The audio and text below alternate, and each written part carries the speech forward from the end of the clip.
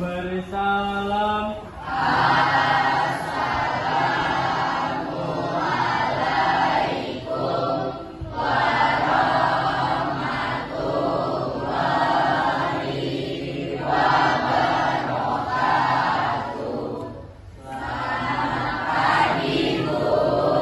Waalaikumsalam warahmatullahi wabarakatuh.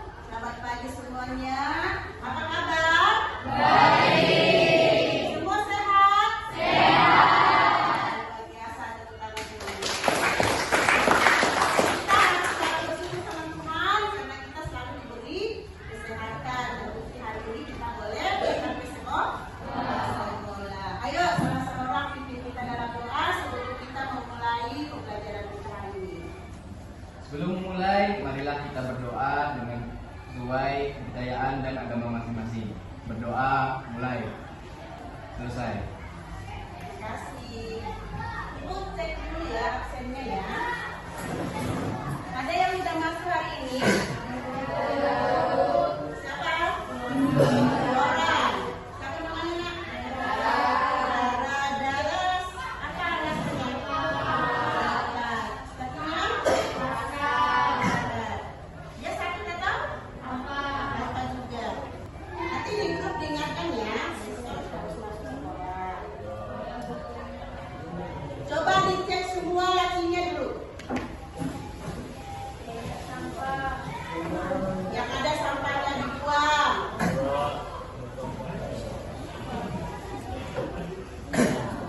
Gimana? Lacinya bersih semua? Kita harus paham bahwa kebersihan itu adalah bagian dari iman. Selain bagian dari iman, dengan lingkungan yang bersih itu akan menimbulkan keindahan dan kesehatan bagi kita. Oke. Coba kita semua berdiri dulu. Ya, berdiri. Kita lebih semangat nih. Oke. Jadi harus fokus ya. Selamat malam. Siang. Malam. Malam. Pagi. Siang. Wah, ternyata semua fokus tepuk tangan dulu. Sebagai bangsa Indonesia, kita harus jiwa nasionalis. Kita menyanyikan lagu Halo Halo Bandung ya, supaya kita semakin semangat belajar ya.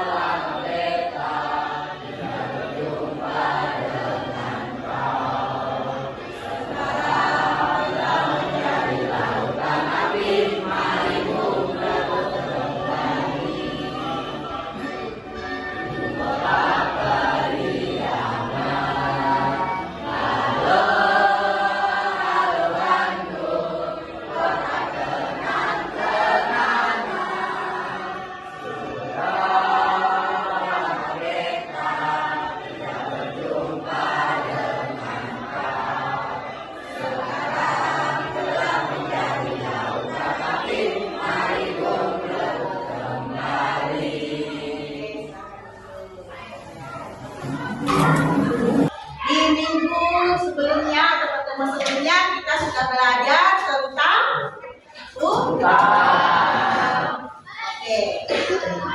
Utang itu masih bagian dari materi pengelolaan utang. Siapa yang masih ingat definisi dari utang? Saya, Bu. Ya, betul. Utang adalah sebuah jumlah uang yang dipinjam oleh seseorang atau pinjam dari pihak lain. Iya. Terima kasih ya, tepuk tangan buat mereka.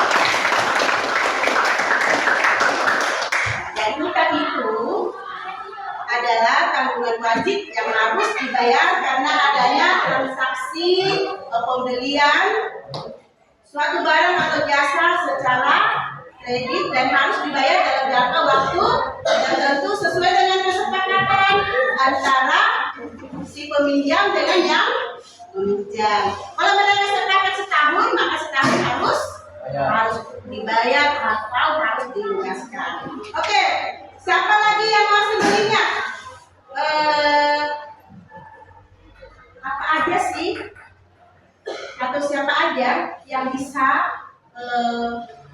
memiliki utang? Setiap orang atau seorang yang lagi kekurangan uang usahakan untuk mengembangkan bisnis atau usaha. Iya. Jadi yang namanya utang itu bisa itu hak semua orang, tergantung dia membutuhkan uang atau lagi kekurangan dana, jadi dia harus meminjam untuk memenuhi keperluannya. Sama dengan perusahaan juga biasa meminjam atau pinjam kredit di bank, ya, untuk usaha mereka, untuk mengembangkan usaha mereka atau untuk mengembangkan bisnis mereka.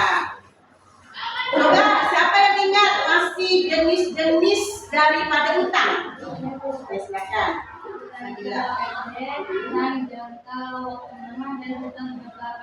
Iya, benar sekali. Jadi jenis-jenis utang itu ada utang jangka pendek, utang jangka menengah, dan utang jangka panjang. Wah, luar biasa semua dari yang kalian masih fresh ya, tepuk tangan buat semuanya.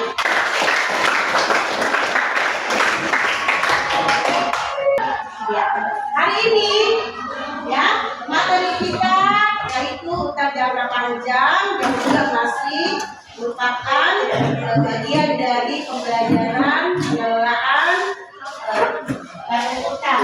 Teman pembelajaran kita hari ini yang pertama, setelah kalian mempelajari utang jangka pendek yang akan kita pelajari bersama pada hari ini, diharapkan kalian itu bisa menjelaskan definisi daripada utang jangka pendek atau utang ganjar.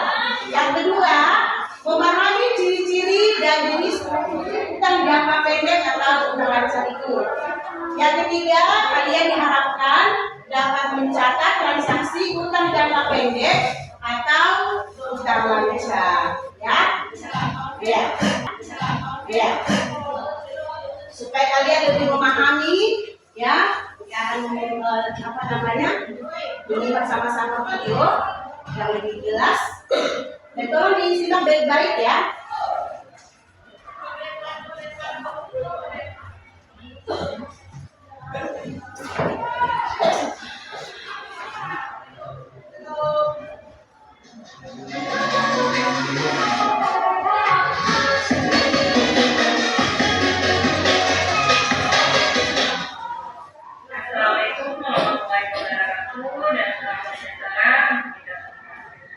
Video kali ini bersama saya kita akan belajar mengenai novel Relasi Keuangan. Hari ini kita akan membahas mengenai materi kewajiban pajak. Kewajiban pajak adalah utang yang diharapkan dibayar paling lambat atau dalam jangka jatuh tempo sehari. Adapun jenis-jenis kewajiban pajak atau utang pajak, pertama itu adalah utang pajak. Kedua itu utang pajak. Selanjutnya itu ada utang penghasilan. Selanjutnya itu ada pajak. Ada juga utang dividen dan adanya utang lunas. Pertama, kita akan membahas apa itu utang pajak. Utang pajak terjadi apabila kalian melakukan pembelian secara kredit, maupun itu barang mentah ataupun jasa. Adapun hal-hal yang mempengaruhi apa yang berkaitan dengan utang pajak.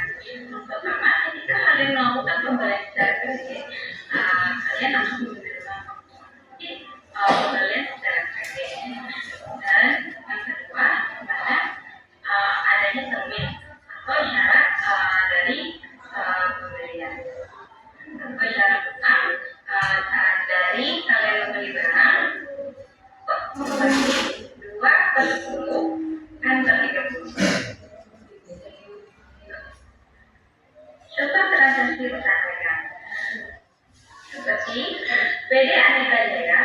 dari barang dagang secara kredit dari PT Indofood sebesar 15 juta rupiah. Jadi, kita akan membuatnya pertama saat pembelian.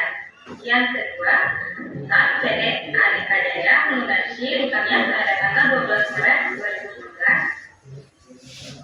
Oke, mari kita jurnal. Yang pertama, pada tanggal 3 Maret 2019, jurnalnya yaitu pembelian debit utang dagang di kredit sebesar 15 juta rupiah. Yang kedua, pada tanggal 12 Maret 2019, jurnalnya yaitu utang dagang di debit sebesar 15 juta rupiah, di kredit kas sebesar 14.700.000 rupiah, dan di kredit potongan kembalian sebesar 300.000 rupiah. Selanjutnya, pada tanggal 20 Maret 2019, jurnalnya yaitu utang dagang di debit sebesar 15 juta rupiah, kas di kredit sebesar 15 juta rupiah. Selanjutnya, kita akan membahas utang wajar. Utang wajar yaitu utang yang dengan adanya perjanjian tertulis kepada orang yang memberi utang dan jumlah yang telah ditetapkan. Ada dua jenis utang wajar. Yang pertama, wajar berbunga. Yang kedua, wajar tidak berbunga.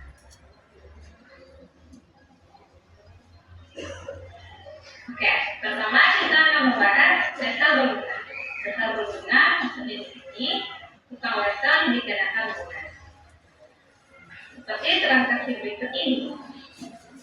Pada tanggal Maret, PT Usaha Sukses membeli barang dagang secara kredit pada PT Indofood seharga 15 juta rupiah dengan menandatangani wajar dengan bunga 18%. Jangka waktu pelunasannya 3 bulan.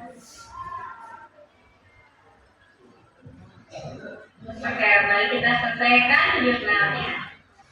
Pada tanggal 8 Maret 2019, yaitu jurnalnya pembelian di debit dan utang wajar di kredit sebesar 15 juta rupiah.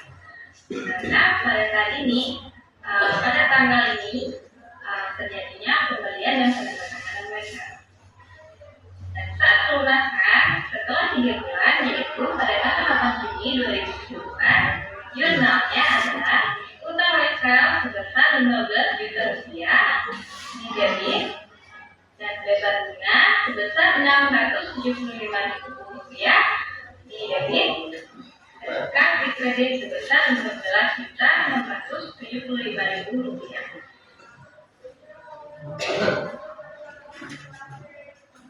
Nah, selanjutnya kita akan membahas wajar tidak berbunga. Wajar tidak berbunga ini yaitu utang wajar yang tidak dikenakan pajak. Dan contohnya seperti pada tanggal 8 Maret 2019, PT Usaha Sukses memberikan kepada PT Indofood seharga 15 juta rupiah dengan menandatangani wajar dalam jangka waktu 3 bulan. Jurnalnya yaitu pertama pada tanggal 8 Maret 2019, yaitu pembelian di debit dan utang wajar di kredit 15 juta rupiah. Selanjutnya, pada tanggal pelunasan 3 bulan setelah itu, yaitu 8 Juni 2019, jurnalnya yaitu utang wajar di debit dan kas di kredit 15 juta rupiah.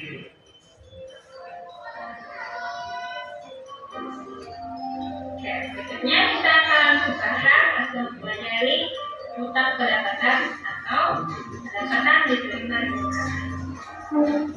Pendapatan diterima risiko yaitu penghasilan yang telah diterima oleh perusahaan atas pembayaran jasa yang akan diserahkan kepada pelanggan untuk masa yang akan datang. Contohnya seperti transaksi berikut ini. PT Sinarmas menyewakan gedung kepada PT Adhika Jaya sebesar 90 juta rupiah dan hitung untuk 1 tahun pada tanggal 1 Maret 2015. Untuk jurnal transaksi berikut ini yaitu pada tanggal 1 Maret 2019, yaitu adalah kas di debit 60 juta rupiah dan sewa diterima di muka 50 juta rupiah di kredit.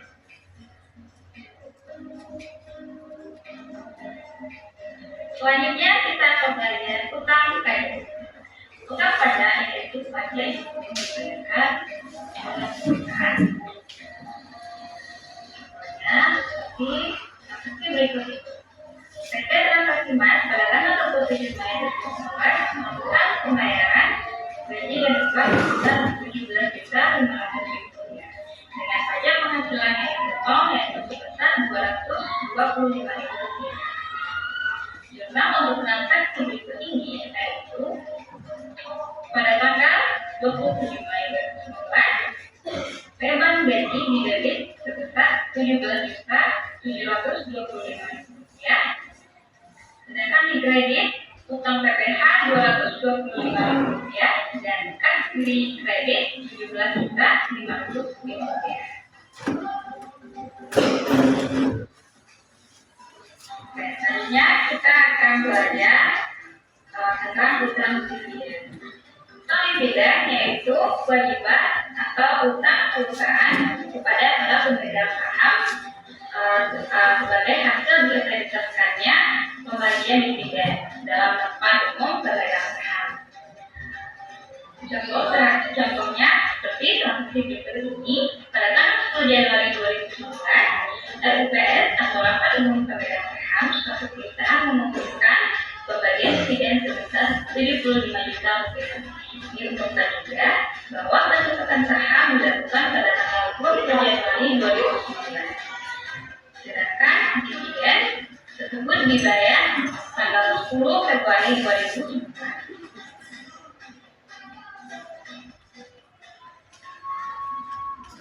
Oke, mari kita selesaikan jurnal. Jurnal pada tanggal 10 Januari 2019 yaitu dividen didebit sebesar 75 juta rupiah dan dikredit utang dividen sebesar 75 juta rupiah. Sedangkan pada tanggal 20 Januari 2019 tidak dilakukan penjurnalan karena di sini hanya pencatatan. Selanjutnya pada tanggal 10 Februari 2019 akan dibagikannya atau dibayarkannya dividen. Jurnalnya yaitu utang dividen 75 juta rupiah didebit dan kas dikredit sebesar 75 juta rupiah.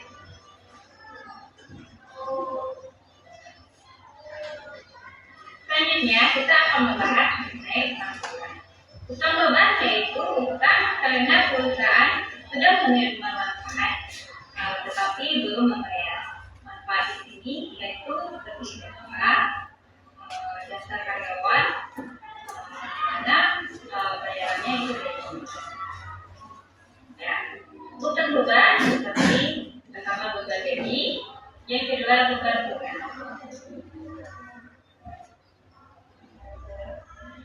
Yang pertama kita akan membahas utang gaji. Utang gaji yaitu utang atau kewajiban perusahaan kepada karyawannya sebagai balas jasa dari hasil kerja karyawan tersebut. Seperti contoh berikut ini. PT Sinarmas membayar gaji karyawan sebesar 32.500.000 rupiah pada bulan Desember 2019. Di mana PT Sinarmas membayar gaji setiap tanggal 2 pada bulan berikutnya. Jurnal dari transaksi tersebut yaitu pada tanggal 31 Desember 2019 dilakukan penyesuaian, di mana beban gaji didebit 32.500.000 rupiah dan utang gaji dikredit sebesar 32.500.000 rupiah. Apa dilakukan jurnal seperti ini karena gaji karyawan belum dibayarkan pada bulan Desember.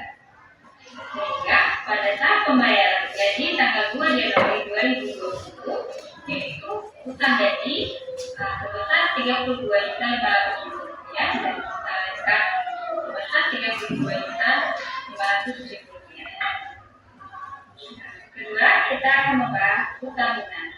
Utang lunas terjadi karena belum dibayarnya beban lunas angsuran. Ya, PT Besar Bencana mempunyai utang modal sebesar 15 juta rupiah dengan bunga 18% terhitung dengan pada tanggal 1 Desember 2019.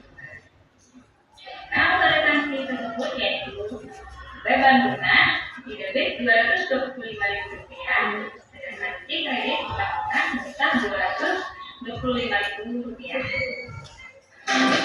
Ya, pembelajaran kita di video kali ini dilanjutkan.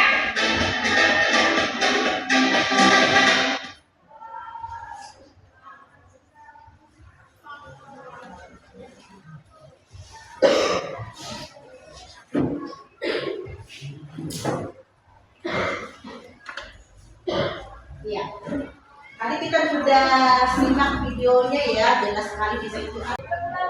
Ini silakan didiskusikan dengan teman-temannya ya, didiskusikan dengan teman-temannya.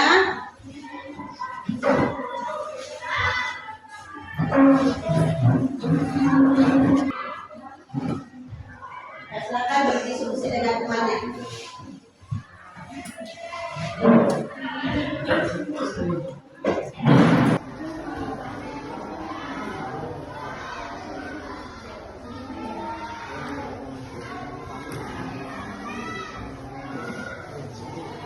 Diperhatikan kasus-kasus yang ada, kemudian kalian diskusikan dan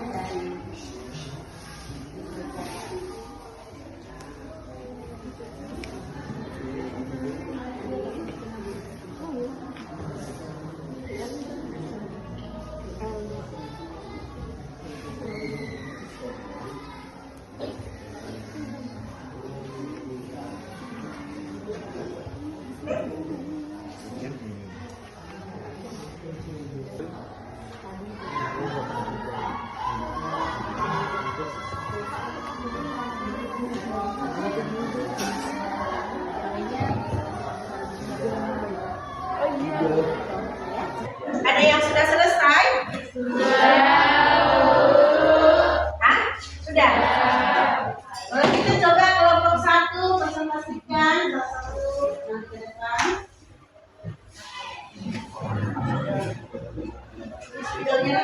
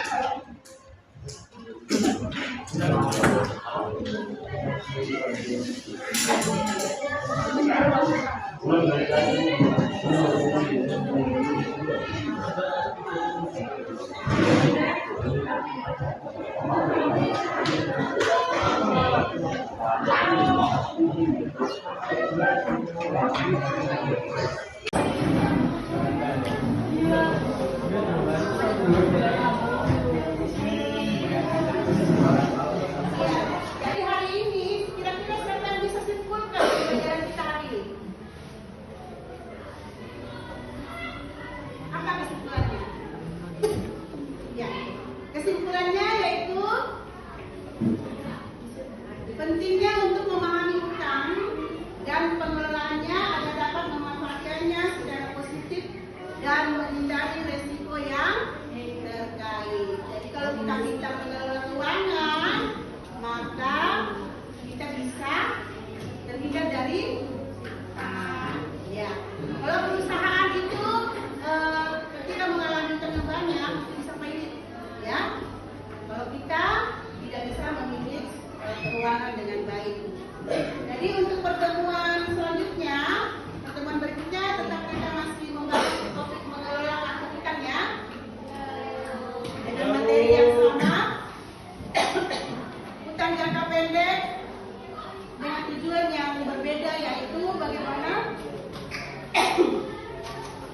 bagaimana menyusun laporan hutang jangka pendek. Jadi itu pembelajaran kita di minggu depan.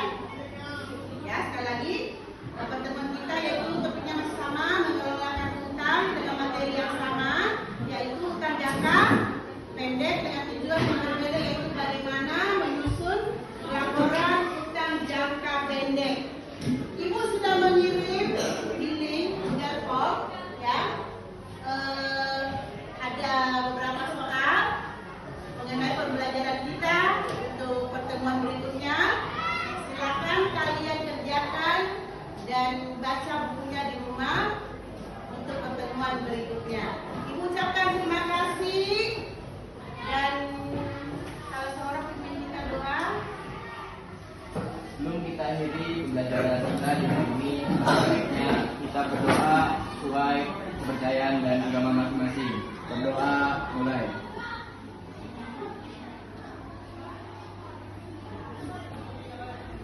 Selesai. Terima kasih ya. Sama-sama.